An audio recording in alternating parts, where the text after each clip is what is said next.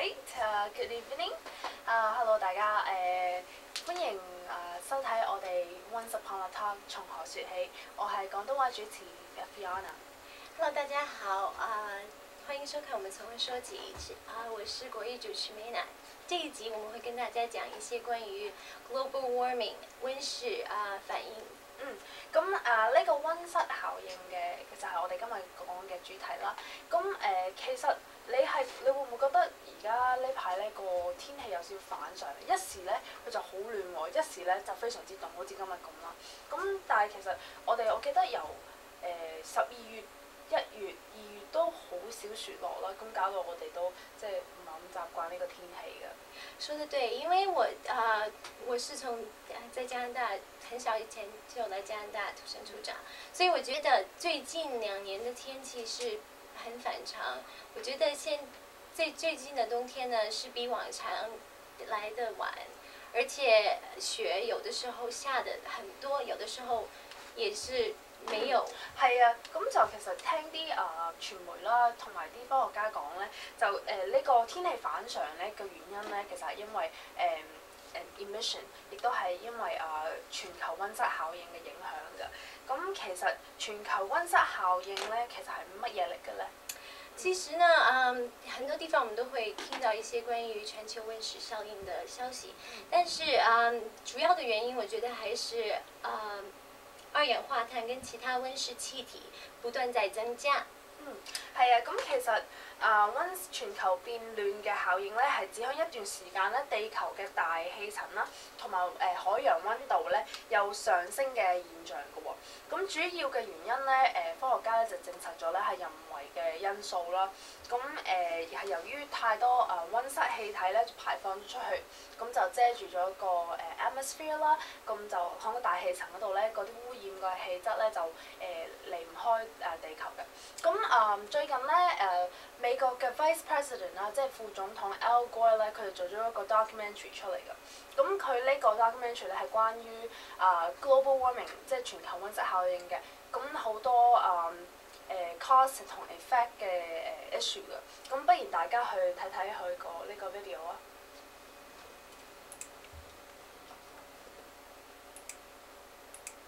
One of the powerful lines in the film, An Inconvenient Truth, comes towards the end when you set out the problem. You said there's a scientific consensus, all the scientists who've written about this agree there's a problem, and that people sometimes move from denial, pretending there's no problem, to despair. They think there's nothing they can do. And you begin to set out there what people can do to avoid despair and to solve this problem. Just tell us and help us, what can individuals, moved by what you said, do to reduce this huge global threat to our planet?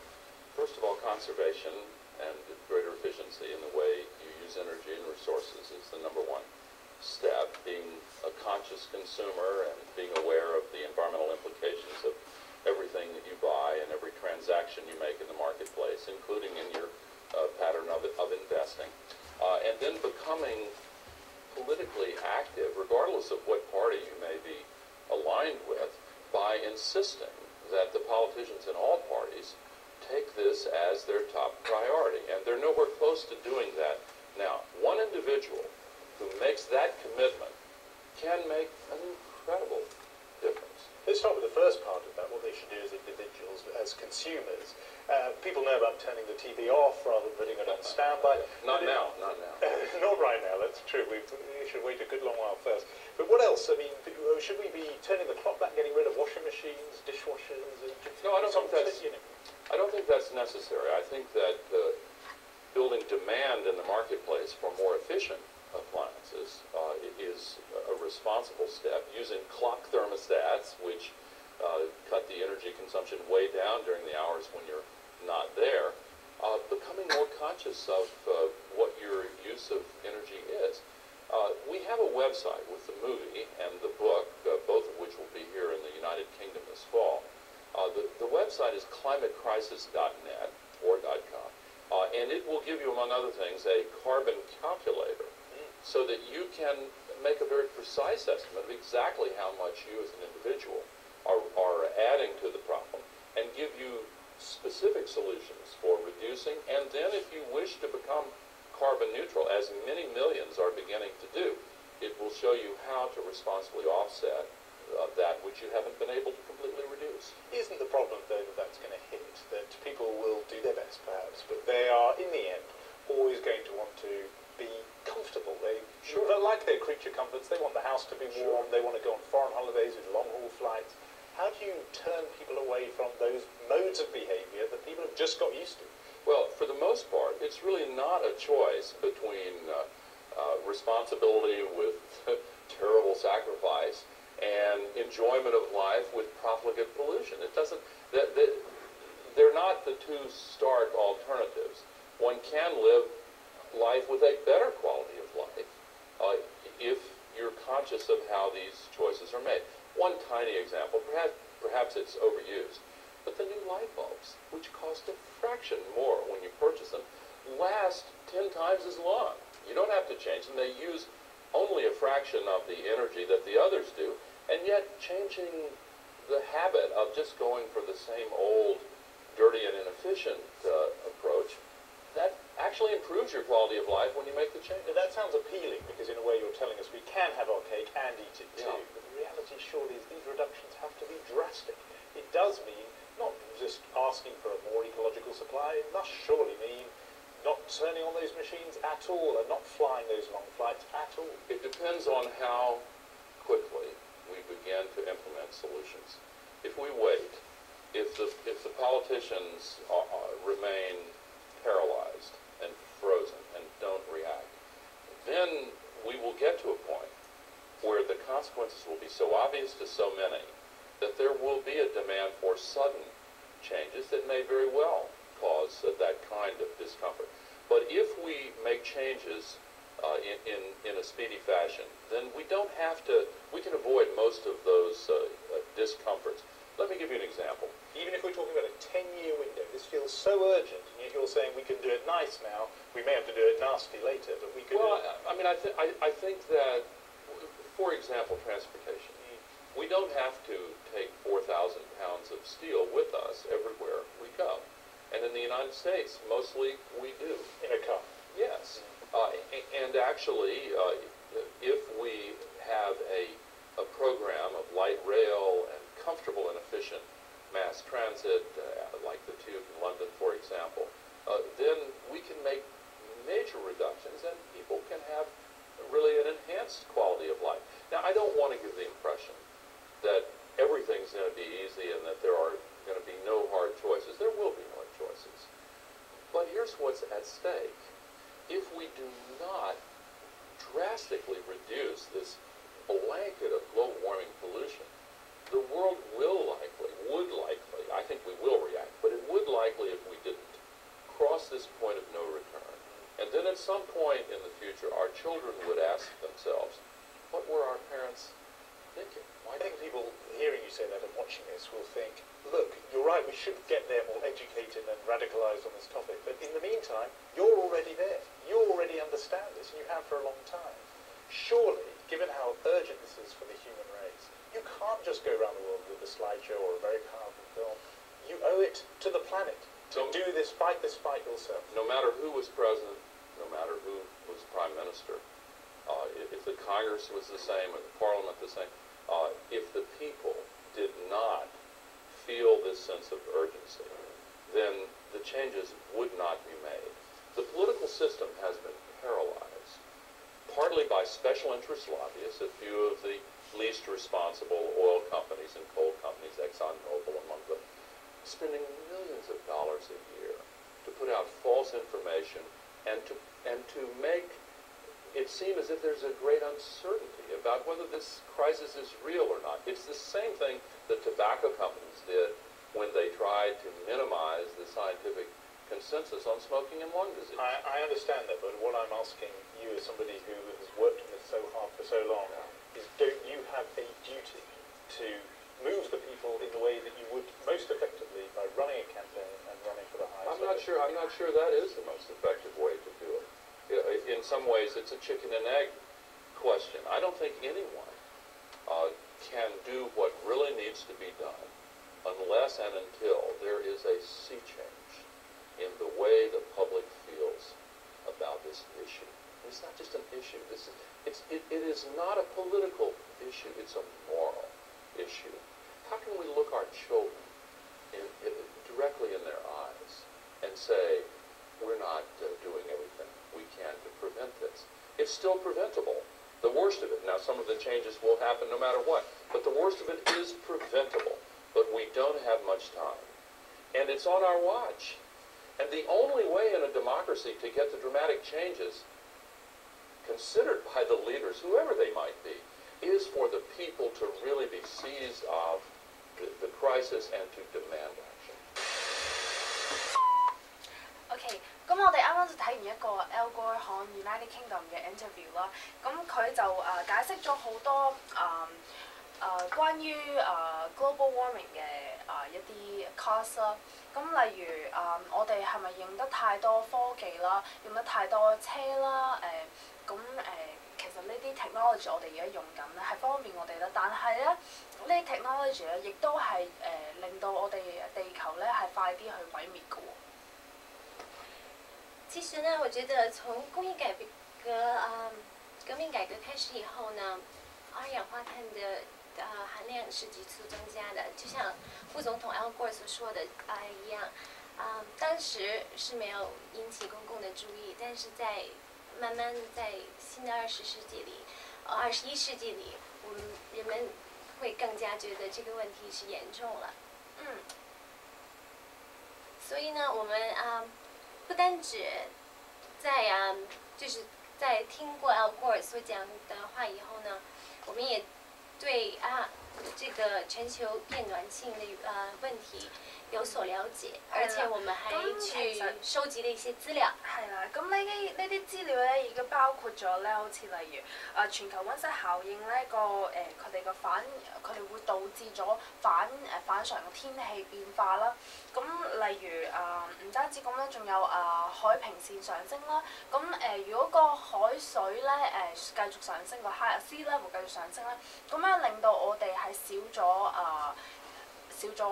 actual Greenland 嘅，咁我哋少咗地方去住啦，咁亦都係個 vegetation 應該少咗㗎。咁除咗呢啲咧，好似我相信大家都聽過Hurricane Katrina 啦，咁呢個大風暴咧，亦都係 destroy 咗我哋好多人嘅家庭啦，亦都係佢哋嘅生命啦。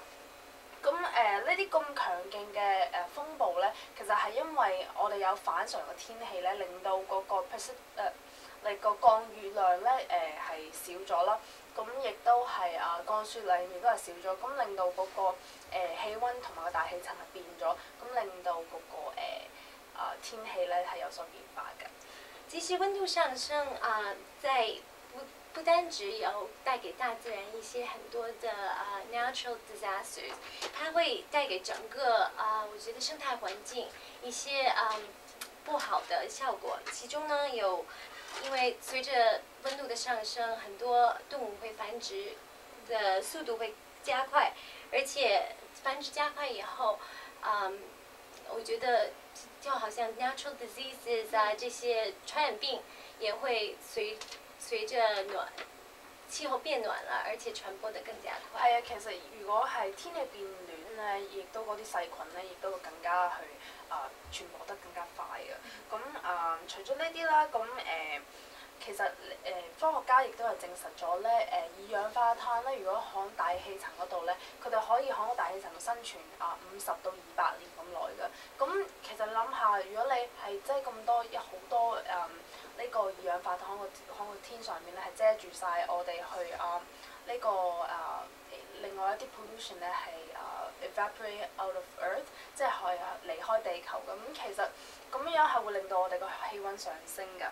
咁除咗呢啲啦，我哋仲有個預言咧，就係話如果繼續咁落去嘅話 ，OK 會有更多嘅 natural disaster， 即係天氣事件啦，咁會發生嘅喎。咁但係咧，我哋最近咧就睇到一個 video 咧，咁就係關於Al Gore 頭先嗰個 interview 嘅，係我覺得係幾 funny 㗎。咁其實我覺得媒體跟我們報道的有很多關於全球變暖這個現象，有很多都不是好像實際上所說的一樣，因为据我的所收到的资料认为里边，CO2 也是二氧化碳，就是它就是在很早以前，大气层里也已经有这么多 CO2，而且在当时的气候里没有產生這個溫室效應嘅效果。咁第二，如果其實咧我亦都聽到咧，咁頭先牛哥咧已經係講過一啲即係關於有啲 company 有啲公司咧，佢哋發出假嘅信號啦，咁係講俾人聽咧，其實 global warming 咧唔係咁重要，唔係咁 severe 嘅，咁亦都唔會令到地球會去毀滅啊，甚至係有啲生物咧係會係冇咗佢哋嗰個佢哋會係 extinct 嘅。咁但係咧，即係就頭先講開啦，咁有一個 video 咧，我就好想同你 share 啦，因為我覺得頭先睇完一個咁 serious 嘅video interview 啦，about 牛哥啦，咁我哋又睇翻一個又係牛哥嘅 video 啦，但係咧呢個係好得意嘅。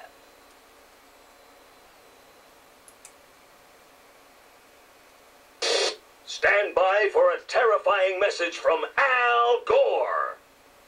Hello, I'm Al Gore, and I'm here to scare you about global warming. If we don't take immediate action, our planet, Earth, will become a deadly smog ball that chokes out all human life. Good! More beer for the robots! Quiet, Bender. We're melting the polar ice caps, brewing killer hurricanes, poisoning the air with noxious gases. Look, it's all in my movie. You're in a movie? What do you play? A burned-out cop? A streetwise pimp trying to save his little brother from the dog life? Yes, I play a streetwise pimp with a hybrid pimp movie. It's not boring. I'm trying to save us all from certain death. Let's talk more action. You want action? Here's some action. Boring! An inconvenient truth. The movie that will make you feel like you should probably do something. And don't forget to recycle. It's time to get to the cycle. 咁其實咧啱啱睇完呢個咁可愛嘅卡通片嘅 video，不過牛哥佢同埋佢個 video 啦。咁但係其實除咗呢個咧係有少少唱衰牛哥佢所講嘅嘢啦。咁仲有一啲咧，我哋揾到一啲資料咧係關於有啲公司係唱衰佢，其實唔算唱衰，係基本上係反駁牛哥所講嘅包全球溫室效應嘅一啲 effect 嘅喎。咁不如你同大家講先啦。其實我們所收集的資料裡面顯示，全球溫室效應的主要原因跟在大氣層裡的二氧化碳沒有太大的相連，因為是當時在1萬年以前的植物化石裡顯示，當時的 CO2 也就是二氧化碳是跟現在的含量一模一樣，沒有少沒有多。咁其實係嘅。咁當時咧，我就聽講咧，我亦都讀過啲書咧，係關於當時即係甚至係10萬年前咧，佢哋嗰時嗰個二氧化碳咧係因為火山爆發嗰個同埋火山嗰個活躍咧係造成嘅喎。咁第二咧，我就聽講咧，最近咧係有響北極同南極嗰度咧有啲 ice 咧係有啲大嘅冰塊咧係冰封咗好多年㗎啦。咁而家突然間就溶咗碎咗break out 喎。咁但係其實呢個 trend 咧，我亦都係聽到咧，就佢講話，其實喺100年前咧已經開始㗎啦。咁完全100年前我哋都冇乜 technology 啦。咁但係佢哋就 claim 話呢個係喺19世紀之前咧已經開始，就完全唔關溫室效應嘅問題喎。而且全球變暖人們總會覺得一年比一年更暖，這才是溫室效應的result。但是衛星測量溫度認為呢，最熱的一年並不是今年，也不是去年，最熱的一年呢是1998年，而且從2001年以後，我們的氣候已經開始變得穩定。咁就關於嗰個hurricane 啦，即係大風暴啦。咁佢哋咧就講話其實我哋所有比較 severe 嘅大風暴咧，其實唔係因為我哋嘅天氣變暖咗啦，咁其實係因為響1986年到1995年嗰時咧，就響西歐同埋北美洲仲有亞洲嗰度咧，佢哋就有一個tropical cyclone 咧，即係雨林嗰啲反應啦，令到嗰個即係最近呢幾年咧，嗰個 hurricane 係緊張咗。咁但係其實根據佢哋之前呢100年嚟嘅資料咧，其實反而嗰個風暴咧，佢哋話係少咗嘅喎。而且不止natural disaster 不止這個小了，而很多人都認為隨着溫度的上升，全球的湖水也會慢慢的變少。其實我們所找到的報道當中呢，顯示湖水跟 global warming 也就是全球變暖沒有什麼關係，因為我們的人口在增加，而且用水量也隨時增加，所以慢慢的我們的水就是進口水會越來越少。咁除咗呢樣啦，仲有響歐洲嗰邊咧，03年咧就有一個水災嘅喎。咁當時咧佢哋咧就話咧其實佢哋呢個水災咧唔完全唔關溫度變暖個問題嘅，其實佢哋係因為響1021年到1269年嗰時咧，佢哋已經係有呢個 problem 存在嘅，完全係唔關 global warming 嘅事嘅。而且 global warming 也跟大家平時覺得這種現象是越來越普遍。其實很多國家就好像北邊的國家，像 Greenland， 還有加拿大，還有一些比較較冷的國家，在其實1920年前的溫度比現在要冷。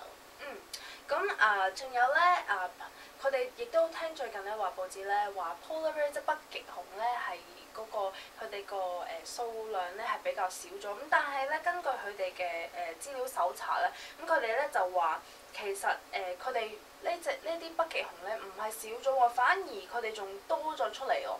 咁而家喺加拿大咧已經有13種唔同嘅品種嘅北極熊咧係繼續存在啊。咁有11種呢個北極熊咧係嗰個數量咧係好 stable 好安全嘅。所以呢，我覺得雖然我們的二氧化碳還有溫室氣體越來越增強，它不會導致我們整個生態系統會有什麼就是像絕滅這種。OK， 咁仲有咧佢哋話咧係響海入邊嘅珊瑚咧係接近有少少全部都死晒喎。咁但係其實咧佢哋亦都有科學家啦揾到啲資料咧係關於呢啲珊瑚咧響500 million years 即係5000年前咧，其實佢哋已經係有㗎啦。咁到而家咧佢哋一樣係生存緊啦。咁其實響佢哋睇到一啲響啲石頭度揾到資料出嚟啦，咁就呢啲珊瑚咧，就算響幾千年前咧，就算個 CO2 係好強勁或者嗰個二氧化碳好強勁啦，佢哋一樣係生存到，即係證明佢哋嘅生存能力咧係比較強啲嘅，所以佢哋根本唔需要去擔心全球溫室效應佢會影響珊瑚佢哋嘅數量嘅喎。對啊，因為很多人都會認為溫度上升會增加動物類的繁殖，但是讓整個生態系統受到威脅。其實，在500年以前，而到現在，只有1000種動物是絕種的，而且這個跟氣溫的上升是關係不大，可以相提並論的。OK， 咁我哋其實咧就揾咗呢度呢啲咁相關嘅資料咧，其實全部都係同牛哥講嘅嘢咧完全相反嘅。佢講啲乜嘢咧，佢就基本上係好似全部反駁翻晒牛哥講嘅嘢咁咯。對，因為我覺得傳媒大家看信不信是在由你，但是有的時候每個問題都是有兩面性的，所以在Al Gore 說global warming 這個 effect 會很大的同時，也有很多媒體就覺得global warming 不是我們真正要注意的問題，真正要注意的問題呢，是應該讓人們怎麼增強他們对于气候的变化，怎么增强他們可以讓他們在這種惡劣的氣候裡生存。咁其實關於即係傳媒或者會唔會係比較太過注重去淨係講the negative side 關於全球溫室效應咧？咁其實會唔會係過分報導咗啲咧？咁呢樣嘢咧就見仁見智啦。咁我哋亦都唔會話去講邊個啱邊個錯啦。咁 OK， 大家啦，多謝大家收睇我哋呢個節目啦。咁今集時間差唔多啦。OK， 希望大家下個禮拜準時收看我們的從何說起 You Talk I Talk Once Upon a Talk。Bye。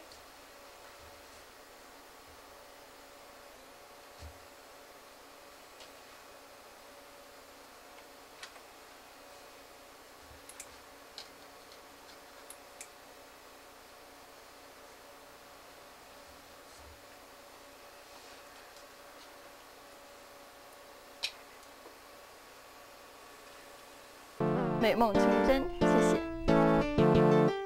恭喜恭喜 ！Hello， 大家好，我的名字叫 Mina， 在新的一年里，我希望每一家都可以如愿所偿，身體健康，萬事如意，恭喜恭喜 ！Hello， 大家好，我的名字叫戚萌萌，祝大家在新的一年身體健康，萬事如意，事事順心，工作順利。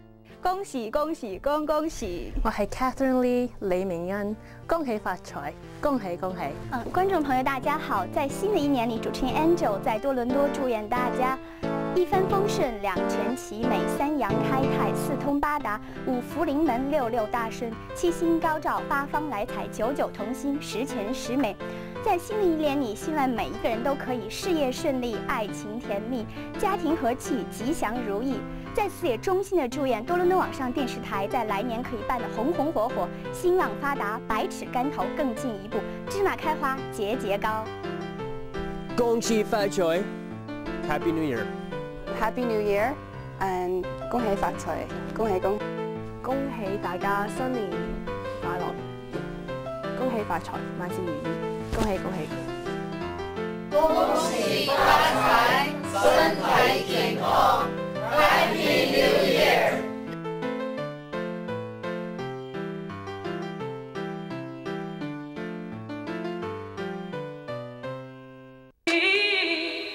So goodbye, please don't cry.